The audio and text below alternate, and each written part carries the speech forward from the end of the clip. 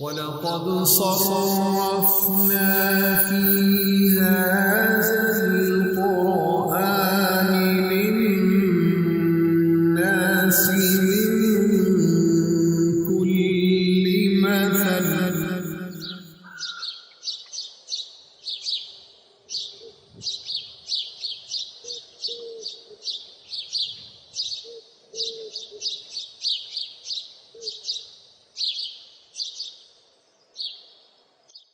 بسم الله الرحمن الرحيم إذا جاء نصر الله والفتح ورأيت الناس يدخلون في دين الله أفواجا فسبح بحمد ربك واستغفر إنه كان توابا۔ سورۃ النصر کی تلاوت آپ نے سنی۔ ہم سب سے پہلے اس کا ترجمہ پیش کرتے ہیں، پھر اس کی مختصر سی وضاحت پیش کی جائے گی۔ اللہ کریم ارشاد فرما رہا ہے، جب اللہ کی مدد اور فتح آ گئی اور آپ نے لوگوں کو دیکھا کہ فوج در فوج اللہ کے دین میں داخل ہو رہے ہیں، تو بس آپ اپنے رب کی تسبیح بیان کیجئے اور اس کے ساتھ حمد بھی ہو اور اس سے مغفرت طلب کیجئے، بے شک وہ بڑا توبہ قبول کرنے والا ہے۔ اس صورت کا پس منظر یہ ہے کہ اللہ کریم جل شانہ نے اپنے محبوب صلی اللہ علیہ وآلہ وسلم کو جب دنیا میں بھیجنے کا ارادہ فرمایا تو آپ صلی اللہ علیہ وآلہ وسلم کے لیے اللہ تعالیٰ نے ایک خاص طریقہ، انداز اور ایک پلان اختیار فرمایا۔ حدیثوں کے مطابق نبی کریم صلی اللہ علیہ وآلہ وسلم کی نبوت اور رسالت کا اعلان اور آپ کو نبوت اور رسالت کی عطا، یہ سب تخلیق حضرت آدم علیہ السلام سے پہلے ہو چکی تھی، اور پوری دنیا کو تمام انبیاء علیہ السلام کے ذریعے سے باری باری ہدایت پہنچا چکنے کے بعد نبی کریم صلی اللہ علیہ وآلہ وسلم کو اللہ تعالیٰ نے دنیا کے اوپر منظر پہ سب سے آخر میں بھیجا۔ تو آپ کی نبوت کی اور آپ کے ہادی ہونے کی ڈکلیریشن یہ پہلے سے تھی، لیکن آپ کی اپیئرنس یہ سب سے آخر میں ہوئی۔ وہ جو علامہ اقبال علیہ رحمت نے لکھا ہے نا کہ نگاہ عشق و مستی میں وہی اول وہی آخر، وہی قرآن وہی فرقان وہی یاسین وہی طٰہٰ، تو اس میں اسی پس منظر کی طرف اقبال نے اشارہ کیا ہے۔ پھر جب نبی کریم صلی اللہ علیہ وآلہ وسلم دنیا میں تشریف لانے لگے، اللہ نے آپ کو پیدا کرنا تھا، تو اس سے پہلے وہ سورۃ الفیل آپ پڑھ کر آ رہے ہیں۔ ہاتھی والے واقعے کے ذریعے سے مکہ شریف کے مشرکین کے حالات اور ہاتھی والوں کے ذریعے سے مکہ کے اندر اللہ تعالیٰ کی توحید کے ڈنکے اور لوگوں کو اللہ تعالیٰ کی توحید کی طرف متوجہ کرنا، ہاتھی والوں کو شکست دے کر، یہ اللہ تعالیٰ کی اسی منصوبہ بندی کا ایک ابتدائی طریقہ تھا۔ پھر نبی کریم صلی اللہ علیہ وآلہ وسلم نے جب ہجرت فرمائی تو صحیح بخاری میں حدیث ہے کہ مدینہ کے یہودیوں کے دو بڑے بڑے قبیلے آپس میں جنگ کر چکے تھے، اور جنگ کے ذریعے سے ان کی قوت طاقت ماند پڑ چکی تھی۔ یہ نبی کریم صلی اللہ علیہ وسلم کے مدینہ شریف میں شفٹ ہونے کے لیے ایک اعلیٰ منصوبہ بندی تھی۔ تو گویا ہم جگہ جگہ دیکھتے ہیں کہ نبی کریم صلی اللہ علیہ وسلم کے تشریف لانے سے پہلے اللہ کریم نے بہت سے راستے ہموار کیے۔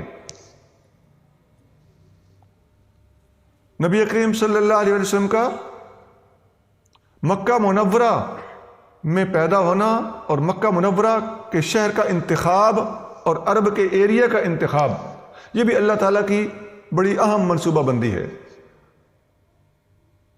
ریگستانی علاقہ، پہاڑی علاقہ، کٹھن علاقہ، ایسے علاقے میں نبی کریم صلی اللہ علیہ وسلم کا خود دین اسلام پہ عمل کر کے دکھا دینا پوری امت کی سہولت کے لیے تھا کہ جب اللہ کے محبوب صلی اللہ علیہ وسلم ان حالات میں ایسا کر کے دکھا سکتے ہیں تو امت کا کوئی بندہ یہ اعتراض نہیں کر سکتا، کوئی سوال نہیں اٹھا سکتا، یا اس کے ذہن میں کوئی وسوسہ نہیں آ سکتا کہ میں اپنے حالات میں کیسے گزارا کر کے دکھاؤں، اور فلاں ایریا میں کیسے عمل کر کے دکھاؤں، فلاں ملک میں کیسے عمل کر کے دکھاؤں۔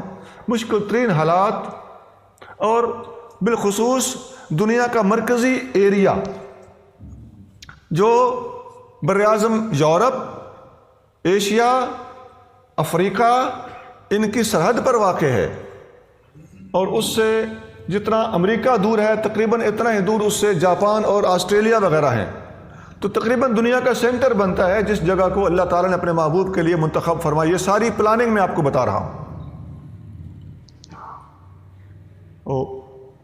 اسی لیے نبی کریم صلی اللہ علیہ وآلہ وسلم فرماتے ہیں کہ بعثت الی کل احمر و اسود، مسلم شریف میں حدیث ہے، میں ہر گورے کالے کا نبی بنا کر بھیجا گیا ہوں۔ عرب شریف گوروں اور کالوں کی سرحد پر ہے، گوروں سے مراد یورپین اور کالوں سے مراد افریقی، اور ایشیا کے لوگ گورے کالے کی مکسیشن ہوتے ہیں، تو بڑی سوٹیبلٹی نظر آتی ہے۔ اور اللہ تعالیٰ کے محبوب کا یہ فرمان بھی اسی علاقائی وقوع، لوگوں کی رنگت اور زبانوں کے اعتبار سے دیکھا جائے تو نبی کریم صلی اللہ علیہ وسلم کا یہ فرمان عین حالات کے اوپر منطبق نظر آتا ہے۔ یہ حبیب کریم صلی اللہ علیہ وسلم کے دنیا کے اندر تشریف لانے سے تقریباً پہلے کی پلاننگز تھیں، یا مدینہ میں پہنچنے سے پہلے کی مدینہ کے حوالے سے پلاننگ تھی۔ ابھی اور کافی ساری چیزیں ہیں، مثلا نبی کریم صلی اللہ علیہ وسلم کے دنیا میں ظہور پذیر ہونے کے فوراً بعد بہت جلد ہی کاغذ کی ایجاد، اس سے پہلے نہیں تھی۔ یہ دین اسلام اور قرآن کو پھیلانے کا خدائی منصوبہ ہے۔ اس کے بعد ڈاک سسٹم کی ترویج،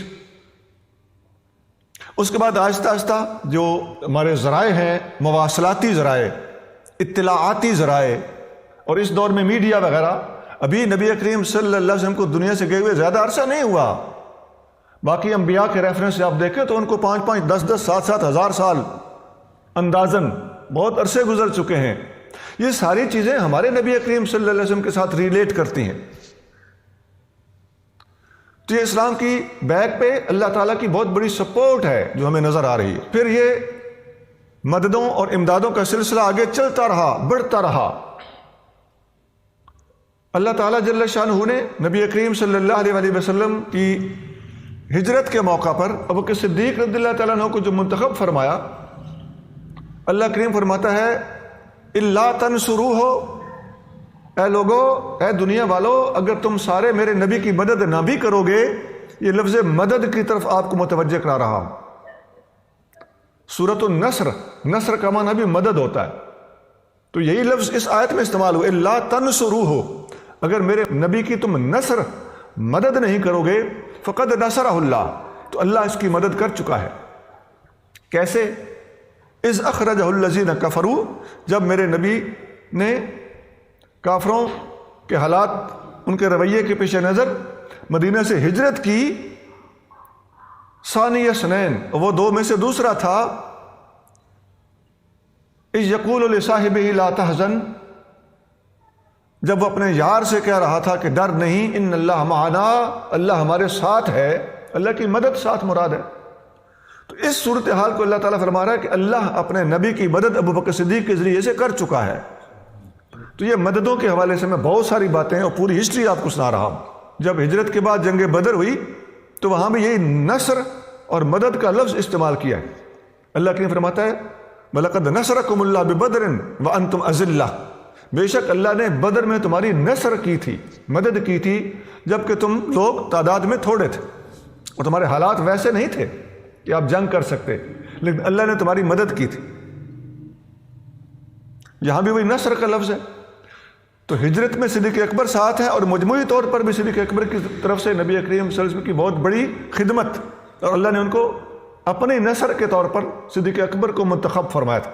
حدیث میں آتا ہے کہ میری خدمت جان قربان کرنے کے لحاظ سے بھی ابوبکر نے سب سے زیادہ کی ہے، اور مال قربان کرنے کے اعتبار سے بھی ابوبکر صدیق نے سب سے زیادہ کی ہے۔ یہ حدیث بخاری میں مختلف لفظوں کے ساتھ موجود ہے، بلکہ دو الگ حدیثوں میں بھی یہی الفاظ ہیں، وَوَاسَانِي بِنَفْسِهِ وَمَالِهِ، جان اور مال کی خدمت، مدد، اور ان امن الناس علیہ بنفسه ومالہ ابو بکر، میرے اوپر سب سے زیادہ احسان جان قربان کرنے کے بھی اور مال قربان کرنے کے بھی ابو بکر صدیق کے ہیں۔ یہ ساری باتیں نصر کے حوالے سے میں عرض کر رہا ہوں۔ ہجرت بھی ہوئی، جنگ بدر بھی ہوئی، ہر جگہ پہ نصر کا لفظ ہے، اور صلح حدیبیہ کے موقع پر بھی جب اللہ کریم نے اپنے محبوب صلی اللہ علیہ وسلم کو ایسی رہنمائی دی کہ دنیا حیران ہے، بظاہر مسلمانوں کو نقصان اٹھانا پڑا تھا صلح حدیبیہ کی صورت میں 6 ہجری میں، لیکن اپنے نتائج اور الٹیمیٹ ریزلٹ کے اعتبار سے جب دیکھا جائے تو صلح حدیبیہ کا ظاہری نقصان بعد میں بہت بڑی فتح کا پیش خیمہ تھا۔ وہاں بھی اللہ تعالیٰ نے لفظ فتح استعمال فرمایا، وہ جو یہاں اس صورت میں اذا جاء نصر اللہ، اللہ کی مدد آ چکی، اب تک میں نے نصر کے لفظ دکھائے ہیں، اور والفتح اور فتح آ چکی۔ اب یہ فتح کا لفظ قرآن میں دوسری جگہ پہ آپ کے سامنے رکھ رہا ہوں۔ قرآن کی پوری صورت فتح صلح حدیبیہ کے حوالے سے قرآن میں موجود ہے، انا فتحنا لک فتحا مبینا، اے محبوب ہم نے آپ کو بڑی واضح فتح عطا فرمائی۔ یوں چلتے چلتے نبی کریم صلی اللہ علیہ وسلم کی قیادت میں تمام صحابہ اکرام علیہم الرضوان جب بے شمار کامیابیوں کو عبور کرتے ہوئے اس حالت تک پہنچے کہ بالآخر مکہ کو بھی فتح کر لیا گیا۔ اب یہاں اس سے پہلے میں نے جتنی باتیں کی ہیں وہ ساری انیشیل، بنیادی اور کنٹینیوس اور ریگولر یہ کامیابیاں تھیں، اللہ کی نصرتیں اور فتوحات تھیں، مختلف جنگوں کے اندر فتوحات، وہ آپ سارے جانتے ہیں، کتنے غزوات لڑے گئے، کتنے سرایا بھیجے گئے، سب نصر ہے، سب فتح ہے۔ اور گریجولی نبی کریم صلی اللہ علیہ وآلہ وسلم نے بالآخر اپنا آبائی شہر جو دینی مصلحت کے تحت آپ نے چھوڑا تھا، اللہ تعالیٰ نے آپ کو اس شہر کو بھی فتح کرنے کی توفیق عطا فرمائی، اور بڑی انکساری اختیار فرمائی آپ صلی اللہ علیہ وسلم اس وقت۔ کسی قسم کا تکبر نہیں تھا، اور وہ حدیثیں پڑھیں تو انسان حیران ہوتا ہے کہ اتنی بڑی فتح کے موقع پر بھی نبی کریم صلی اللہ علیہ وسلم اپنی سواری پر سوار تھے، اونٹنی پر سوار تھے، اور آپ قرآن کی تلاوت کرتے ہوئے شہر مکہ میں داخل ہو رہے ہیں، اور فتح صاف نظر آ رہی تھی، تو اس وقت بھی کسی فخر تکبر کا شائبہ تک نہیں تھا۔ اللہ کے شکر کے طور پر آپ صلی اللہ علیہ وسلم کا سر مبارک، کچاوا جو ہوتا ہے اونٹ کا، رحل جسے کہتے ہیں، اس کے آگے لکڑی ہوتی ہے، ہم لوگ اسے ہنہ بولتے ہیں اپنی بولی میں، تو اس کے ساتھ آپ کا سر مبارک جھک جھک کے ٹکرا رہا تھا۔ اتنی بڑی فتح، اتنی بڑی ہستی،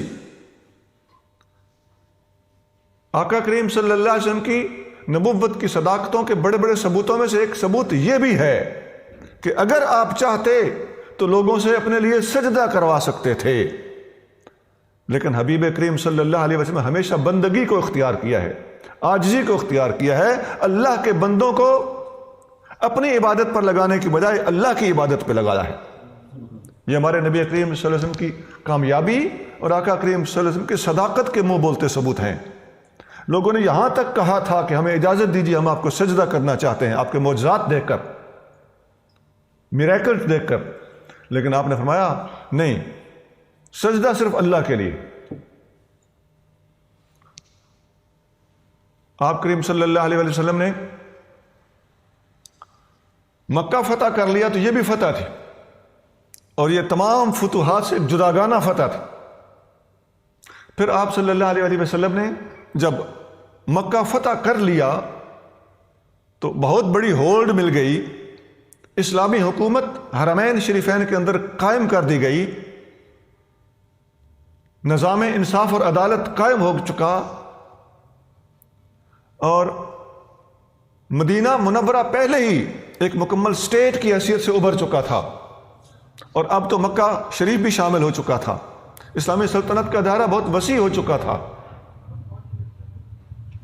نبی کریم رؤوف الرحیم صلی اللہ علیہ وسلم کے پاس دنیا کے کونے کونے سے، مختلف علاقوں اور مختلف ملکوں سے لوگ کھچے ہوئے چلے آنے لگے۔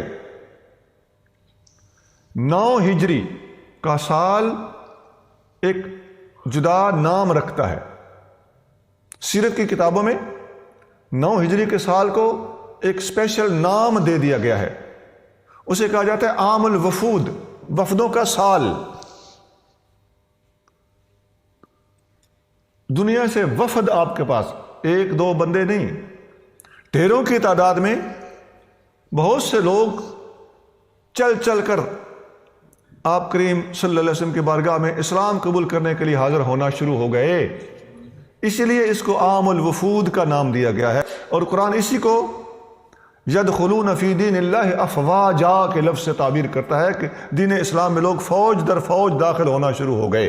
ایک کام کو خود ہی سٹارٹ دینا، خود ہی اس کو پروموٹ کرنا، اور خود ترقی دیتے دیتے اس نہج تک پہنچا دینا کہ اسلامی حکومت تک قائم کر دی جائے، اور اپنی آنکھوں سے اپنے سامنے اپنے باغ کو کھلا ہوا دیکھنا، اس دنیا میں صرف نبی کریم صلی اللہ علیہ وسلم کا واحد کارنامہ ہے۔ آپ صلی اللہ علیہ وسلم کے پاس یمن سے تقریباً 700 افراد کا ایک وفد پہنچا۔ سارے راستے میں اونچا اونچا کلمہ پڑھتے ہوئے آئے، لا الہ الا اللہ، لا الہ الا اللہ، لا الہ الا اللہ۔ تحلیل کا نام کتابوں میں ملتا ہے کہ تمام لوگ یمن کے وہ سارے لوگ، 700 بندہ کو معمولی نہیں ہوتا، ڈھیر تعداد ہوتی ہے۔ جنگ بدر میں صحابہ اکرام کی تعداد 313 تھی، اور یہ اچھی خاصی اسٹرینتھ ہوتی ہے، اور وہ 700 بندے تھے جو یمن سے چل کے مدینہ منورہ راستے میں کلمے کی گونج دیتے ہوئے، سفر کرتے ہوئے، اور سینکڑوں کلومیٹرز کا فاصلہ طے کرتے ہوئے مدینہ آئے، اور ایک کلمہ شریف نہیں پڑھا، صرف کلمہ شریف پڑھ رہے تھے، تکبیر بلند کر رہے تھے، اور نبی کریم صلی اللہ علیہ وسلم کی اذانیں پڑھ رہے تھے۔ یہ اذان پڑھنا، اذانیں پڑھتے ہوئے آ رہے تھے راستے میں، ان تک نبی کریم صلی اللہ علیہ وسلم کی تعلیمات پہنچ چکی تھیں، وہ تعلیمات سن کر ہی کنونس ہوئے تھے، اگرچہ آ کے بھی اسلام قبول نہیں کیا، لیکن کلمہ، تکبیر، اذانوں سے وہ آشنا ہو چکے تھے، اس لیے وہ ان باتوں کے قائل تھے۔ تو راستے میں یہ سارا کچھ وہ کرتے ہوئے نبی کریم صلی اللہ علیہ وسلم کی خدمت میں پہنچے۔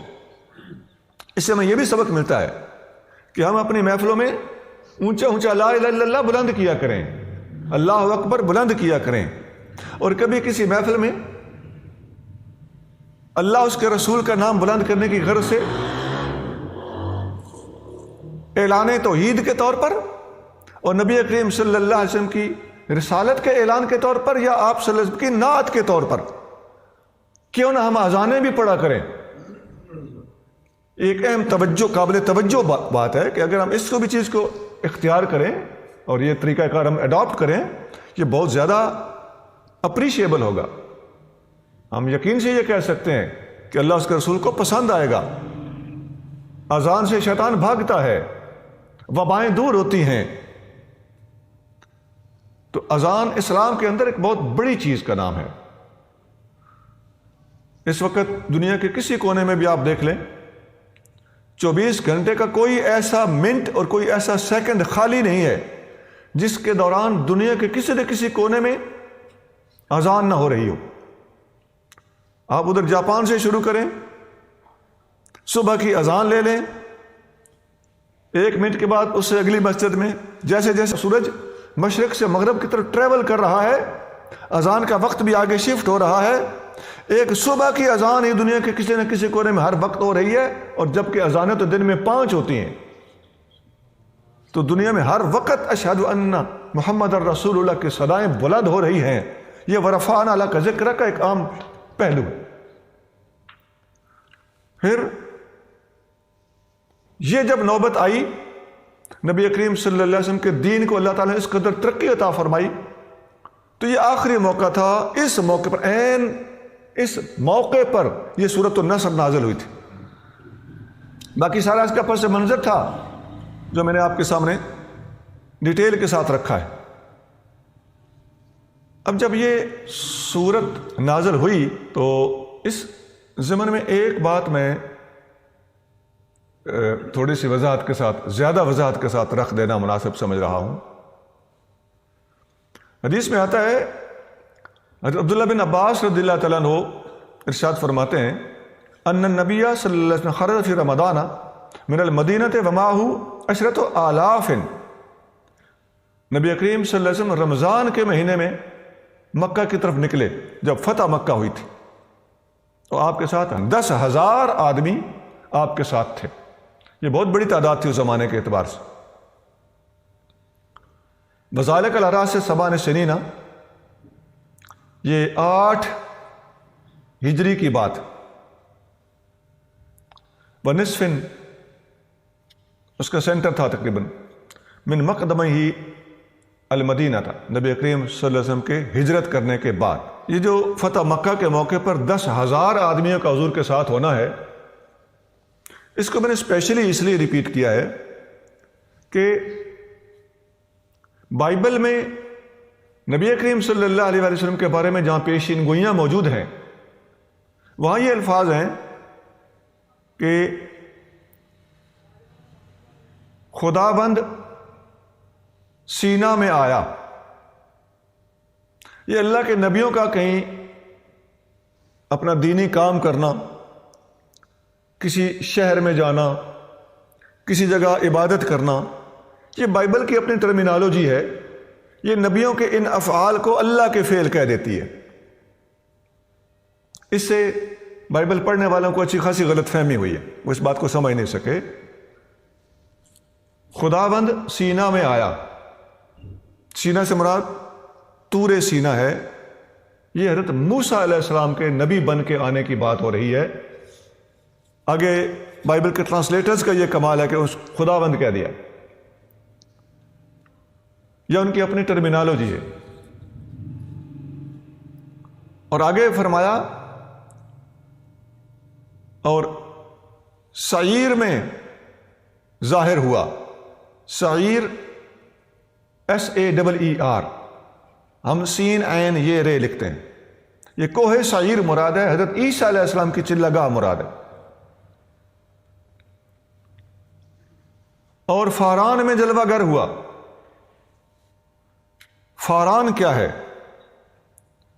یہ مکہ شریف کی وادی کا نام فاران ہے، جس میں مکہ شریف موجود ہے. کوہ فاران ہم اسے کہتے ہیں. انگلش میں سے پاران کہا جاتا ہے، PARAN. تو انگلش کے الفاظ یہ ہیں. اردو کے اگلے الفاظ ہیں، وہ 10,000 قدسیوں میں آیا. 10,000 قدسی ولی کو کہتے ہیں، سینٹس. یہی 10,000 صحابہ کرام جن کو حضور ساتھ لے کر مکہ کے اوپر مکہ کو فتح کرنے کے لیے چلے ہیں. تو 10,000 قدسیوں میں آیا، اور اس کے دائیں ہاتھ میں آتشی شریعت تھی. یہ بائبل کے الفاظ.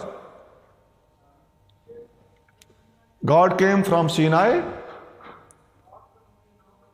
appeared from Seir, and he shone forth out of Mount Paran in the midst of 10,000s of saints with the flaming light in his right hand. تو یہ جو مکہ کی فتح تھی اس کے حوالے سے میں نے اس بات کو بیان کرنا مناسب سمجھا ہے. فقیر نے نبی کریم صلی اللہ علیہ وسلم کی ایک نعت انگلش میں لکھی ہے، see in sun and see in light, who is wrong and who is right,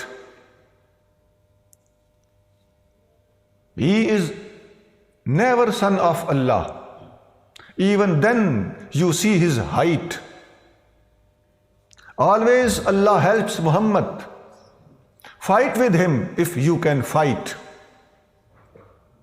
یہ لمبی نعت ہے، میرے خیال اس کے 11 شعر ہیں۔ میں آپ کو یہ جو بائبل کے الفاظ ہیں ان کو میں نے اسی نعت کے اندر ٹرانسلیٹ کرتے ہوئے ایڈ کیا ہے۔ midst of 10,000 of saints، true words ہیں بائبل کے، ہم نے نعت کے اندر ان الفاظ کو فٹ کر دیا ہے۔ اتفاق کہہ لیں، اللہ کی مدد کہہ لیں کہ اسی بہر پر، اسی وزن پر الفاظ ڈھل گئے۔ midst of 10,000 of saints in his right hand flaming light۔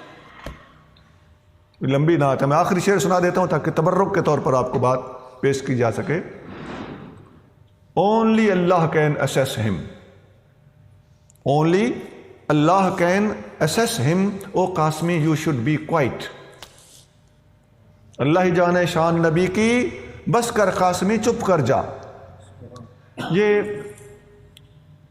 ساری تفصیل میں نے سورۃ النصر کے پس منظر کے طور پر آپ کے سامنے رکھی۔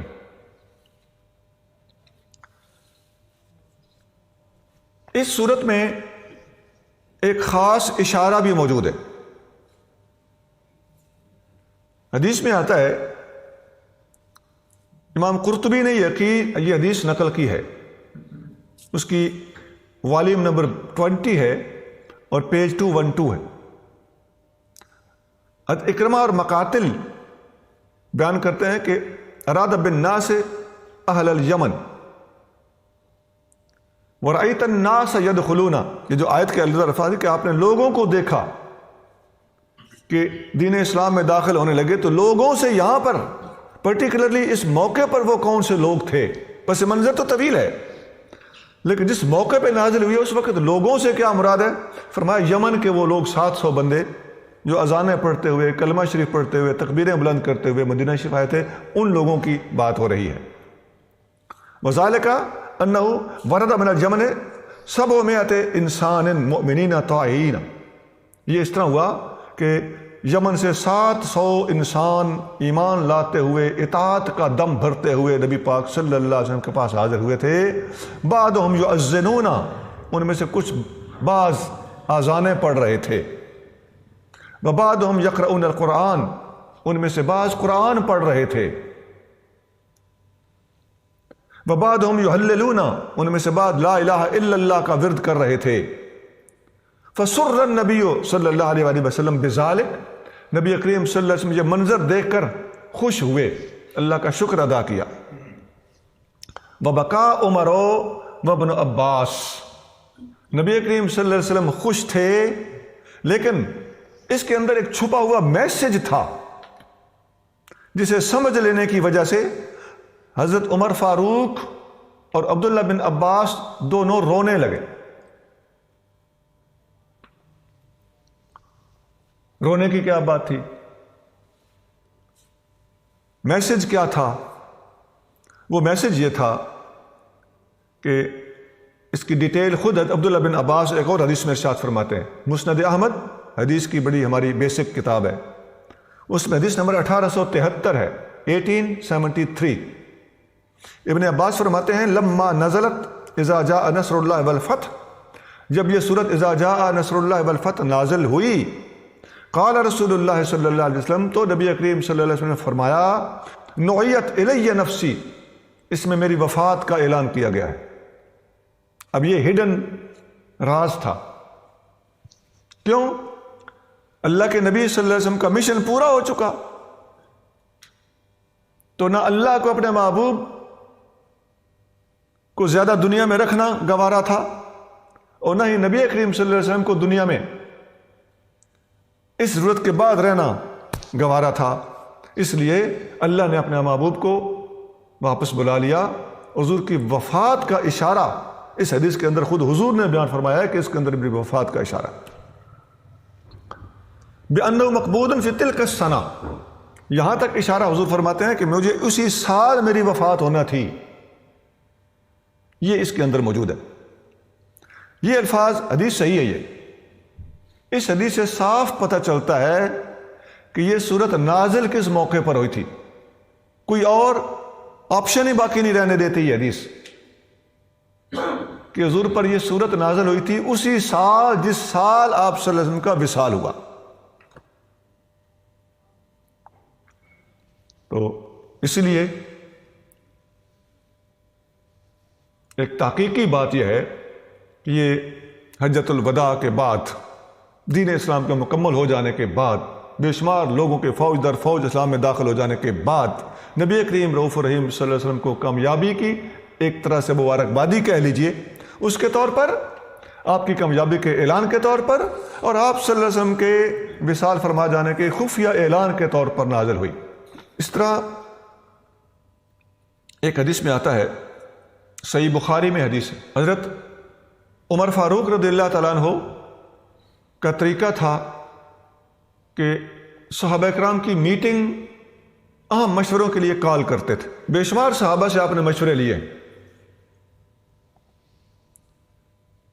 کسی ایک صحابی سے مشورے لینے کو زیادہ ایکسپلین کرنا اور دوسروں کو نہ ایکسپلین کرنا، یہ ایسا نہیں ہے. سب صحابہ سے، سینئر صحابہ سے، علمی طور پر جو زیادہ ساؤنڈ تھے، ان صحابہ اکرام سے حضرت عمر فاروق کا مشورے لینا یہ ان کی روٹین تھی. تو آپ مشورے کی میٹنگ میں اپنے ایک نہایت نامور شاگرد حضرت عبداللہ بن عباس کو بھی بلا لیا کرتے تھے. عبداللہ بن عباس حضرت عمر فاروق کے بہترین شاگردوں میں شمار ہوتے ہیں. عمر فاروق نے پوری امت، تمام صحابہ کو ٹریننگ دی ہے، تربیت دی ہے. اس پر دلائل موجود ہیں. اور خلفائے راشدین کا ظاہر ہے یہ کام بھی بنتا تھا. They should have done this. تو عبداللہ بن عباس بچپن چھوٹے تھے، 10-12 سال کی عمر تھی کہ حضور کا وصال ہو گیا تھا. تو انہیں ابھی تربیت کی ضرورت تھی. تو فاروق اعظم جتنا عرصہ دنیا میں رہے، ابن عباس ہمیشہ ان کے ساتھ لگ کے رہے. اور آپ کے سب سے اولین اور سب سے بڑے استاد کا نام عمر فاروق ہی ہے. اس پر واضح حدیثیں موجود ہیں. آپ رضی اللہ تعالیٰ عنہ چھوٹی عمر کے باوجود میٹنگ میں موجود ہوتے تھے. حضرت عبد الرحمن بن عوف رضی اللہ تعالیٰ عنہ نے عمر فاروق سے فرمایا کہ یہ بچہ ہے، اس کی عمر کے ہمارے بیٹے ہیں، آپ انہیں اہم اور علمی میٹنگز میں بلا لیتے ہیں، اس کی کیا وجہ ہے؟ عمر فاروق نے فرمایا میں آپ کو بعد میں بتاؤں گا، کسی دن میں بتاؤں گا. آئندہ جب میٹنگ ہوئی تو اب بات آئی گئی ہو چکی تھی، بھول بھلا چکی تھی. تو حضرت فاروق اعظم نے دوران محفل میٹنگ کے دوران ایک سوال اٹھایا کہ دوستو ذرا بتائیے کہ سورۃ اذا جاء نصر اللہ والفتح کے اندر ایک پوشیدہ میسج ہے، وہ کیا ہے؟ ایک چھپی ہوئی بات ہے. کسی کو اس کا جواب نہیں آیا.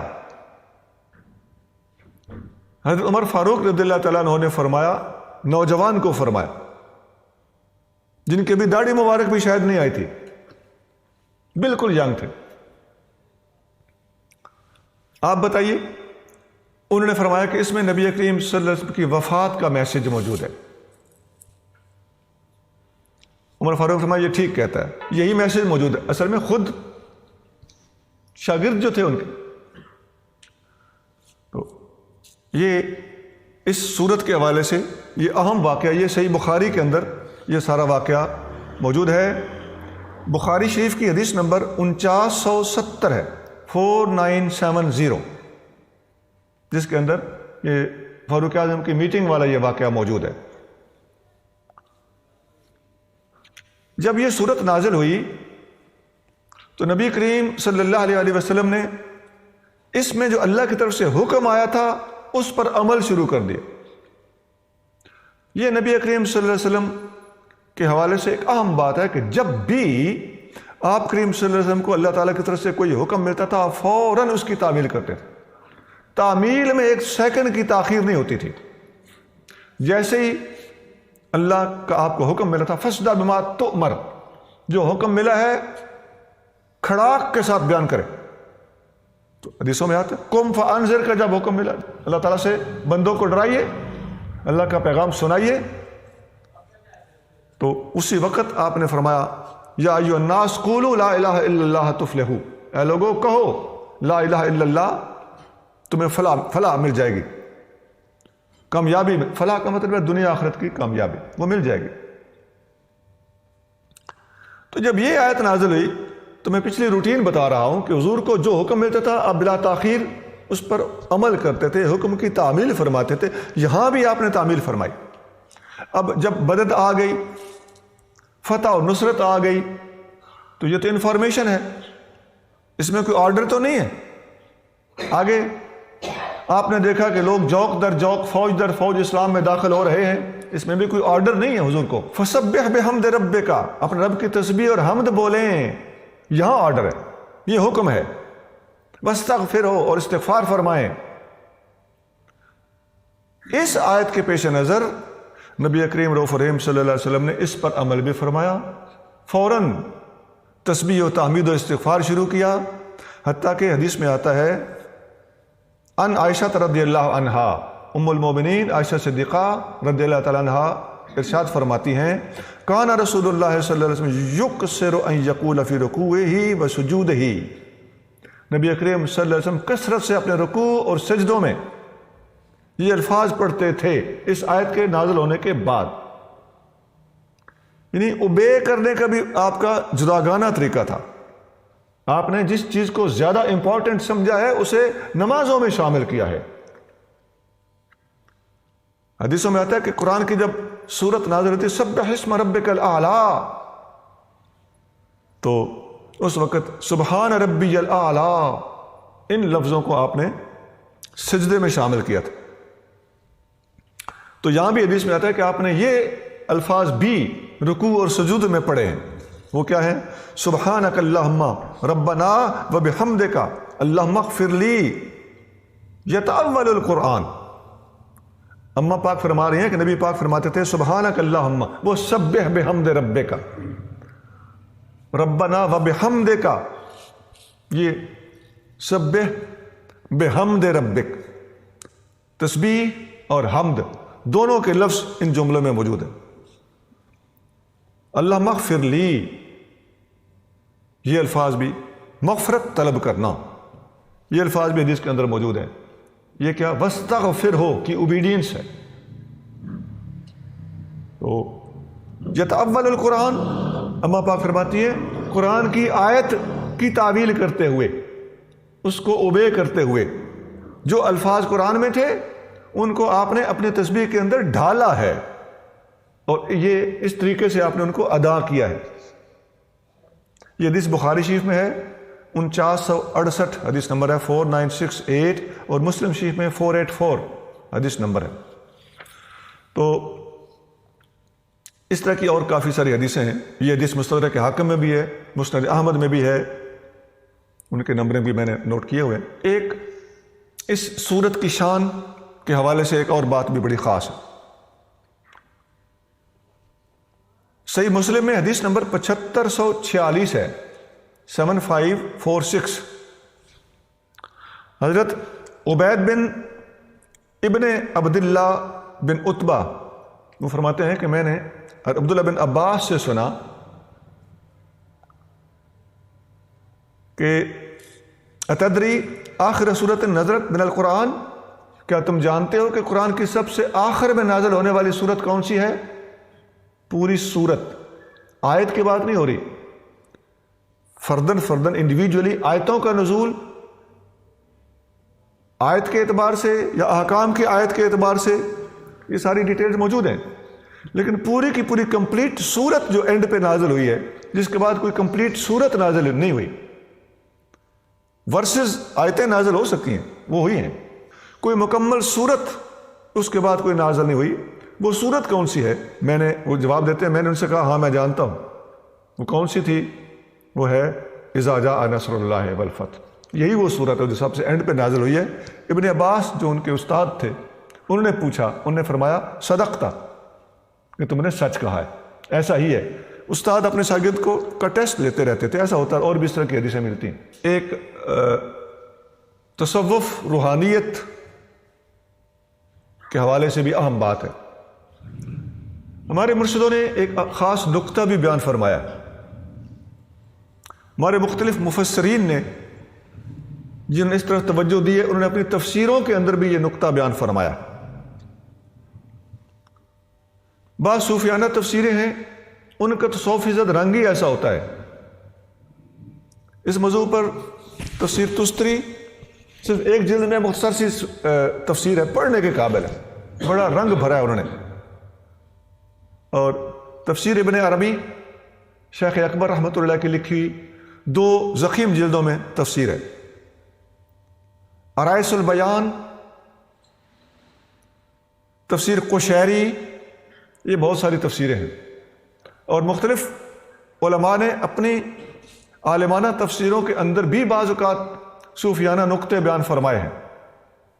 اس طرح کے نقطے بیان کرنے میں تفسیر مظہری زیادہ مشہور ہے۔ تو ہر ایک نے اپنی بساط، سمجھ اور ذہنی رسائی کے مطابق جہاں ضرورت محسوس کی ہے وہاں صوفیانہ نقطے بیان بھی کیے ہیں۔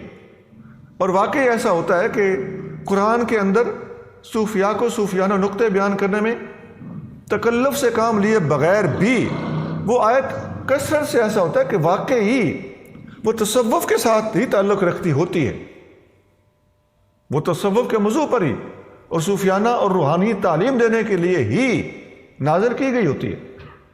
تصوف کی ٹرمینالوجی ایک الگ چیز ہے، لیکن آیت کا تعلق نفس، روحانیت اور ان چیزوں کے ساتھ ہوتا ہے، اصلاح نفس کے ساتھ تعلق ہوتا ہے۔ یہ ایک الگ موضوع ہے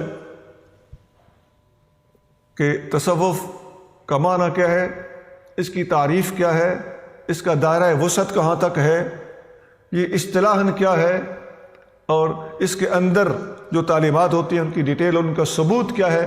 یہ ہمارے پاس اس موضوع پر مضبوط دلائل الحمدللہ موجود ہیں۔ یہاں جو بات کرنا چاہتا ہوں وہ صوفیاء نے اپنی کتابوں میں بیان فرمائی ہے۔ شاہ عبدالعزیز صاحب محدث دہلوی رحمۃ اللہ علیہ نے بھی تفسیر عزیزی میں بیان فرمائی ہے۔ ہمارے 5ویں مرشد کریم، یہ جو مشائخ کی اولیاء کی چین نبی پاک تک پہنچتی ہے، اس میں ہمارے مرشد جو اوپر چل کے ان کا سینئرز کے اندر نمبر آتا ہے، 13ویں صدی کے مجدد گزرے حضور سید محمد راشد روضہ دھرنی بادشاہ رحمۃ اللہ علیہ، بہت بڑی عظیم ہستی تھے۔ یہ اول پیر پگارا صاحب کے والد گرامی ہیں، سندھ میں ان کا بہت بڑا مزار ہے۔ وہ فرماتے ہیں، ان کی کتاب ہے مخزن فیضان، یہ اردو ترجمہ اس کا مخزن فیضان کے نام سے ہے، بیسیکلی اس کا نام ہے ملفوظات روضہ دھرنی رحمۃ اللہ علیہ۔ تو اس میں آپ کا ارشاد موجود ہے، حوالے میں نے بہت سارے دے دیے، لیکن ایک جگہ سے عبارت پڑھنے لگا ہوں، اس لیے میں نے ایک کتاب کا حوالہ پراپرلی دیا ہے کہ یہ میں چونکہ ورڈ ٹو ورڈ آپ کو پڑھ کے سنانی، ورنہ بہت کتابوں میں یہ بات موجود ہے۔ آپ فرماتے ہیں مرشد کو چاہیے کہ جس شغل میں مرید کو مشغول کرے، جو وظیفہ اپنے مرید کو دیتا ہے، جو مراقبہ اپنے مرید کو دیتا ہے، اس مراقبے کو خود بھی کم از کم ویکلی، ہفتے میں ایک دفعہ، ونس اے ویک ضرور اختیار کرے۔ مرشد کے وظائف پڑھنے سے مرید کو قوت ملتی ہے۔ مرید اپنے طور پہ وظیفہ پڑھے گا، اس کو اپنی محنت کے مطابق فیض ملے گا، لیکن اگر مرشد بھی وہی وظیفہ پیچھے سے پڑھے تو اس کو مزید مرید کو سپورٹ ملتی ہے، اور وہ جو فیضان کی انڈکشن ہے اس میں ترقی ہوتی ہے اور فیض قوی طریقے سے مرید تک پہنچتا ہے۔ تو میں آپ کے الفاظ سنا دیتا ہوں۔ مرشد کو چاہیے کہ جس شغل میں مرید کو مشغول کرے تو خود بھی اس شغل کا تکرار کرے کہ اس بات سے مرید کو اس شغل میں ترقی اور زیادتی حاصل ہوگی، اس لیے ہر 8واں دن گزرنے کے بعد مرشد کو لازم ہے کہ جملہ اشعار کا دور کیا کرے کہ اس طرح کرنے سے جو مرید جس شغل میں بھی ہوگا اس کو ترقی نصیب ہوگی۔ ایک اور بات ہے، نبی کریم رؤوف الرحیم صلی اللہ علیہ وسلم نے جو اللہ کی تسبیح حمد کی ہے اس کے مختلف الفاظ کتابوں میں ملتے ہیں۔ صحیح بخاری کی آخری حدیث یہاں کوٹ کرنا مناسب لگتا ہے۔ نبی کریم صلی اللہ علیہ وسلم نے فرمایا کلمتان خفیفتان علی اللسان ثقیلتان فی المیزان، دو کلمے ایسے ہیں جو زبان سے بولنے میں آسان ہیں اور ترازو میں تولنے میں بہت بھاری ہے۔ سبحان اللہ و بحمدہ سبحان اللہ العظیم، وہ یہ دو الفاظ ہیں، دو کلمے یہ ہیں، سبحان اللہ و بحمدہ، اللہ پاک ہے اس کی حمد کے ساتھ، سبحان اللہ العظیم، اور اللہ تعالیٰ پاک ہے اور وہ عظیم ہے۔ تو یہ الفاظ بھی اس سورت کے الفاظ کے ساتھ گہرا تعلق رکھتے ہیں، مناسبت رکھتے ہیں۔ اس طرح کی اور بہت حدیثیں ہیں، یہ حدیث بخاری میں اور مقامات پر بھی ہے، لیکن یہ آخری حدیث ہے، چونکہ اس کو یاد رکھنا، یہ ریفرنس یاد رکھنا کمپیریٹیولی آسان ہے۔ ایک اور بات بھی ہے، نبی کریم صلی اللہ علیہ وسلم جو استغفار فرمائی ہے، اللہ نے جو استغفار کا حکم دیا ہے، تو اس کی بہت ساری وجوہات علماء نے بیان کی ہیں اور خود حدیثوں سے وہ وجوہات ثابت ہوتی ہیں۔ کوئی بھی اللہ کا نبی کبھی گناہ نہیں کرتا، معصوم ہوتے ہیں۔ پھر ان کے استغفار کرنے کی وجہ کیا ہے؟ ان کا استغفار یا اپنے درجات کی بلندی کے لیے ہوتا ہے یا اپنی امت کی خطاؤں کی خاطر ہوتا ہے، کیونکہ ان کو اپنی امت کو وہ لیڈ کر رہے ہوتے ہیں، تو امت کے گناہوں کو سامنے رکھتے ہوئے، ان کی ذمہ داری لیتے ہوئے اللہ تعالیٰ کی بارگاہ میں استغفار فرماتے ہیں۔ تو یہ امتوں کے لیے بہت بڑا مبارکباد میسج ہے کہ ہماری طرف سے استغفار کرنے والے اللہ کے محبوب صلی اللہ علیہ وسلم موجود ہیں۔ بہت سے غیر مسلمان ہوتے ہوئے جھجکتے ہیں کہ جی ہم تو بڑے گناہ گار ہیں، ہم نے پہلے یہ کیا وہ کیا۔ ایسی کوئی گھبرانے کی بات نہیں ہے۔ نبی پاک علیہ الصلوۃ والسلام کی حدیث موجود ہے کہ جب بھی کوئی بندہ غیر مسلم تھا اور وہ مسلمان ہوا، اس کے پہلے گناہ سارے معاف ہو گئے، اور جو بندہ مسلمان ہے اس سے خطائیں ہوئی ہیں، اس نے استغفار پڑھا تو یہ ہو ہی نہیں سکتا۔ قرآن کی آیت ہے، اللہ فرماتا ہے یہ ہو ہی نہیں سکتا کہ تم توبہ کرو میں معاف نہ کروں اور میں تمہیں عذاب دوں۔ اللہ تعالیٰ بہت کریم ہے، گھبرائے نہیں۔ ہاں، جان بوجھ کے خطا نہیں کرنی چاہیے، ویسے ہو گئی تو توبہ کرو۔ جان بوجھ کے خطا کرنے والے کے بارے میں حدیث میں آتا ہے کہ وہ ایسے جیسے اللہ سے مذاق کر رہا ہو، لیکن اگر خطا ہو جائے تو استغفار کا راستہ کھلا ہے، اللہ تعالیٰ بندے کی توبہ قبول کرتا ہے۔ حدیث میں آتا ہے کہ ان اللہ یقبل توبۃ العبد ما لم یغرغر، جب تک بندے کی آخری سانسیں غرغر پہ نہیں آتی اس سے پہلے اللہ بندوں کی توبہ قبول کرتا ہی رہتا ہے۔ اور نبی کریم صلی اللہ علیہ وسلم فرماتے ہیں انی لاستغفر اللہ فی کل یوم 100 مرۃ، فرماتے ہیں میں ہر روز 100 مرتبہ استغفار کرتا ہوں۔ تو ایک تسبیح روزانہ استغفار کی صبح کے ٹائم کرنا یہ سنت طریقہ ہے، اس کی بڑی برکات ہے، ہر انسان سے خطائیں ہوتی رہتی ہیں، توبہ کا دروازہ کھلا ہے۔ نبی کریم صلی اللہ علیہ وسلم کی یہ بہت بڑی تعلیم ہے استغفار کرنا۔ حدیث میں آتا ہے من لازم الاستغفار، جس نے استغفار کو مضبوط پکڑا، جعل اللہ لہ من کل ضیق مخرجا، اللہ تعالیٰ اسے ہر تنگی میں سے نکال دے گا، ومن کل ہم فرجا، اللہ تعالیٰ ہر غم میں سے اس کو آزادی دے گا، وَرَزَقَهُ مِنْ حَيْثُ لَا يَحْتَسِبُ، اللہ تعالیٰ اس کو رزق وہاں سے دے گا جہاں سے وہ سوچ بھی نہیں سکتا۔ استغفار بڑی چیز ہے، اسے نوٹ کیجئے، اسے اپنے عمل میں لائیے۔ اس کو پڑھنے کا طریقہ کم از کم بہت ایزی طریقہ ہے، آپ ایٹ لیسٹ یہ تو یاد کر سکتے ہیں استغفر اللہ، استغفر اللہ، استغفر اللہ، میں اللہ سے بخشش مانگتا ہوں یا مانگتی ہوں۔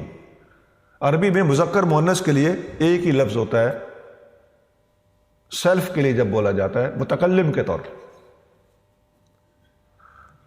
استغفر اللہ استغفر اللہ استغفر اللہ. اور یہ حدیث سے بھی ثابت ہے، نبی کریم صلی اللہ علیہ وسلم فرضوں کا سلام پھیر کر، مسلم شریف حدیث ہے، آپ استغفر اللہ استغفر اللہ استغفر اللہ 3 بار فرماتے تھے. زیادہ لینگتھی پڑھنا چاہتے ہیں تو وہ پڑھ لیں استغفر اللہ ربی من کل ذنب و اتوب الیہ. اور حدیثوں کے اندر اس سورت کی تفسیر کے اندر بھی حدیثیں موجود ہیں، وہاں بھی مختلف الفاظ ہیں، اور کئی طرح کے الفاظ حدیثوں کے اندر آئے ہوئے. اللہم اغفر لی وتب علی انک انت التواب الغفور، یہ الفاظ بھی ہیں. تو استغفار پڑھنا یہ بندگی کا تقاضا ہے، اور ہم نے اپنے مشائخ سے جو سبق سیکھا ہے وہ بڑا گہرا نکتہ ہے. انسان کی تخلیق کے مقاصد میں استغفار بھی شامل ہے. تو اس لیے استغفار کو ذرا زیادہ اہمیت دینی چاہیے.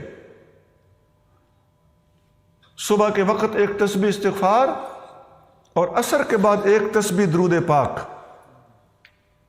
اور ہر نماز کے بعد 11 دفعہ لا الہ الا اللہ لا الہ الا اللہ لا الہ الا اللہ، آخر میں محمد رسول اللہ صلی اللہ علیہ وسلم پڑھ دینا. یہ مختصر سی روٹین ہے.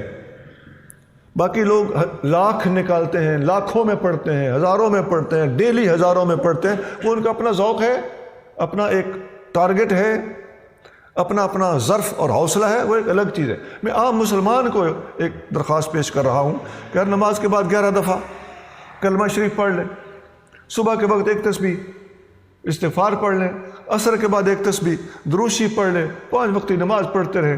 بس آپ کا یہ روٹین اچھی ہے، ایک عام مسلمان کے لیے یہ کافی ہے. میں نے جتنی باتیں بتائی ہیں ان میں سے ایک بات میں نے جان بوجھ کے چھوڑ دی، وہ انشاءاللہ چونکہ بات لمبی ہے وہ ایک پورا لیکچر مانگتی ہے. وہ ہم انشاءاللہ اگلی صورت کے ساتھ اس صورت کا بقیہ جو لیکچر رہ گیا ہے وہ ہم اگلی صورت تبت یدا کے ساتھ انشاءاللہ تعالیٰ اس کو اٹیچ کریں گے. اس کی وجہ ایک یہ بھی ہے کہ صورت تبت یدا کے اندر اتنی ڈیٹیل ہے نہیں، وہ ہمارا لیکچر بھی کمپلیٹ ہو جائے گا، اور اس صورت کا یہ جو اہم حصہ رہ گیا ہے اس کی تشریح، تفسیر اور کمنٹری کا، وہ انشاءاللہ وہاں پر پورا کر دیا جائے گا.